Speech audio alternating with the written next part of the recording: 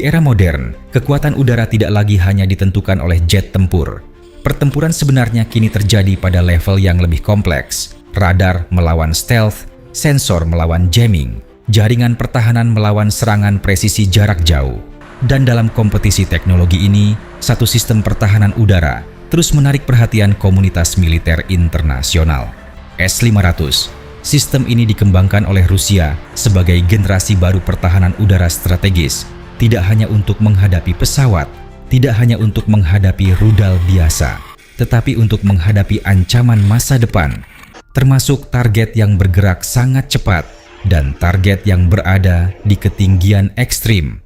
Perkembangan sistem ini juga dipantau secara serius oleh negara-negara dalam NATO. Karena jika sistem ini bekerja sesuai konsepnya, maka implikasinya bukan hanya teknis, tetapi strategis.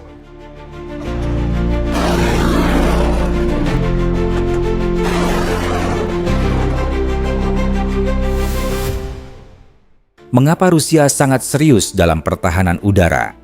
Untuk memahami S-500, kita perlu melihat sejarah strategi militer Rusia. Berbeda dengan banyak negara yang menekankan dominasi udara ofensif, Rusia selama puluhan tahun mengembangkan sesuatu yang berbeda.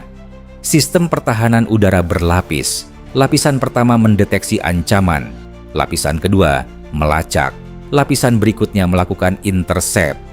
Pendekatan ini lahir dari realitas geografis Rusia, wilayah yang sangat luas, ancaman yang bisa datang dari berbagai arah, dan kebutuhan untuk melindungi infrastruktur strategis nasional. Dalam konteks itu, pertahanan udara bukan sekadar alat militer. Ia adalah bagian dari stabilitas negara, dan selama beberapa dekade, Rusia secara konsisten mengembangkan teknologi radar dan interseptor yang semakin maju. S-500 muncul sebagai tahap terbaru dari evolusi tersebut.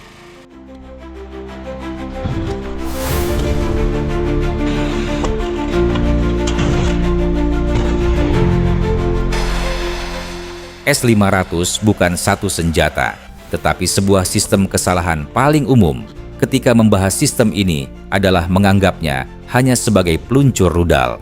Padahal kenyataannya jauh lebih kompleks. S-500 adalah jaringan. Di dalamnya terdapat beberapa komponen utama. Radar pengawasan jarak jauh, radar pelacak presisi pusat komando otomatis, sistem komunikasi militer, dan kendaraan peluncur interseptor. Ketika sistem ini aktif, seluruh jaringan bekerja secara bersamaan. Radar terus memindai wilayah udara. Setiap objek dianalisis, setiap pergerakan dipantau, dan setiap pola yang tidak biasa langsung diproses oleh sistem komando.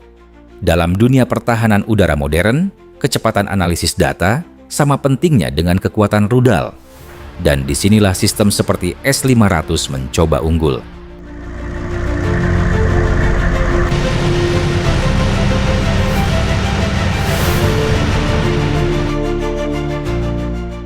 Konsep A2 garis miring, AD, zona udara berisiko tinggi. Salah satu aspek paling penting dari sistem seperti S-500 adalah zona pengaruhnya. Jika sebuah sistem memiliki jangkauan intercept hingga ratusan kilometer, maka wilayah udara di sekitarnya menjadi jauh lebih berbahaya bagi pesawat musuh. Dalam strategi militer modern, konsep ini disebut A2 garis miring, AD, anti-access garis miring area denial. Artinya, bukan menutup wilayah sepenuhnya, tetapi membuat operasi militer lawan menjadi sangat sulit. Pesawat harus berhati-hati, rute penerbangan harus diubah, operasi udara harus direncanakan ulang. Bahkan, sebelum konflik dimulai, keberadaan sistem seperti ini sudah mempengaruhi strategi militer. Dan inilah salah satu tujuan utama dari pertahanan udara jarak jauh.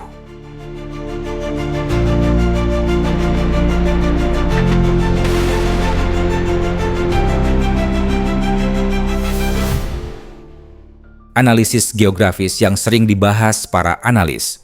Dalam banyak diskusi militer, wilayah tertentu sering disebut ketika membahas sistem pertahanan udara Rusia. Salah satunya adalah Kaliningrad. Wilayah ini memiliki posisi strategis dalam konteks keamanan Eropa. Jika sistem pertahanan udara jarak jauh ditempatkan di wilayah seperti ini, cakupan radar dan intercept dapat menjangkau area yang cukup luas. Namun, yang perlu dipahami adalah bahwa sistem seperti S-500 biasanya tidak berdiri sendiri. Ia merupakan bagian dari jaringan pertahanan udara yang lebih besar. Integrasi inilah yang sering menjadi kekuatan utama dalam pendekatan Rusia.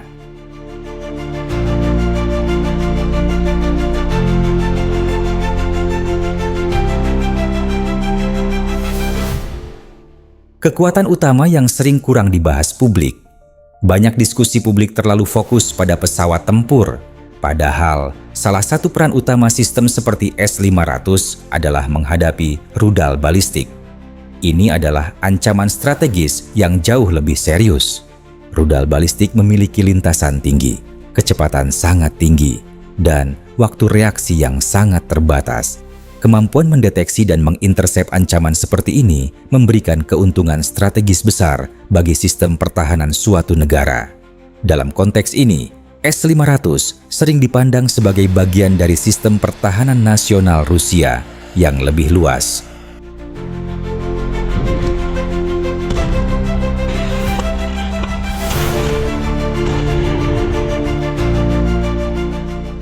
Mengapa banyak analis menganggap sistem ini penting? Ada beberapa alasan mengapa S-500 menjadi perhatian global.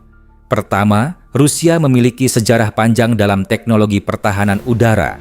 Kedua, sistem ini dirancang untuk menghadapi ancaman masa depan, bukan hanya ancaman saat ini.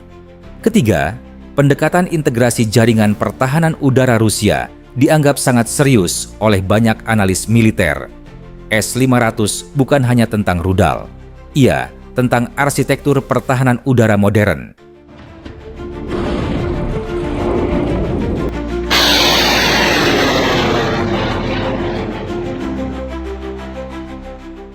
Pada akhirnya, sistem seperti S-500 Prometei bukan sekadar rudal. Ia adalah simbol dari bagaimana sebuah negara membangun lapisan pertahanan strategis untuk masa depan. Sebuah pesan bahwa perlombaan teknologi militer belum berakhir. Rusia, melalui industri pertahanannya, menunjukkan bahwa mereka masih berada di garis depan dalam pengembangan sistem pertahanan udara jarak sangat jauh.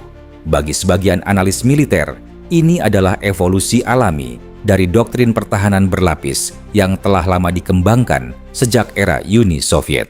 Namun pertanyaannya bukan hanya tentang seberapa jauh rudal bisa menjangkau. Pertanyaan yang lebih penting adalah ini: apakah sistem seperti ini benar-benar mampu mengubah keseimbangan kekuatan udara di masa depan? Apakah pesawat stealth generasi kelima masih akan mendominasi langit? Ataukah jaringan pertahanan udara modern mulai menutup celah itu? Jawaban sebenarnya mungkin baru akan terlihat dalam dekade mendatang. Karena dalam sejarah militer, teknologi selalu berkembang dalam siklus. Setiap inovasi akan memunculkan tandingan baru, dan disitulah dunia sekarang berada. Di titik di mana radar, rudal, stealth, dan perang elektronik terus saling menguji batas kemampuan. Kami ingin mendengar pendapat Anda. Menurut Anda, apakah sistem seperti S-500 benar-benar bisa menjadi game changer di medan perang modern? Atau ini hanya bagian dari persaingan teknologi antara kekuatan besar dunia seperti Rusia dan negara-negara NATO? Tuliskan analisis Anda di kolom komentar. Diskusi dari para penonton seringkali justru membuka perspektif baru. Jika Anda menyukai pembahasan mendalam seperti ini, analisis teknologi militer, strategi udara, dan perkembangan alutsista modern, Anda bisa mendukung channel ini dengan subscribe, like video ini, dan bagikan kepada mereka yang tertarik pada analisis pertahanan dan geopolitik. Dukungan Anda membantu kami terus membuat konten yang lebih dalam, lebih akurat, dan lebih informatif. Terakhir, sebuah catatan penting. Video ini dibuat untuk tujuan analisis, edukasi, dan diskusi teknologi militer. Semua informasi berasal dari sumber terbuka dan analisis publik yang tersedia. Sebagian aspek sistem seperti ini masih bersifat spekulatif karena data operasional nyata biasanya dirahasiakan oleh militer. Artinya, tidak ada sistem yang benar-benar tak terkalahkan. Setiap teknologi memiliki kelebihan, dan setiap teknologi juga memiliki batasnya. Terima kasih telah menonton sampai akhir. Dan seperti biasa, kita akan terus mengikuti perkembangan teknologi militer dunia dengan analisis yang tajam, objektif, dan berbasis fakta.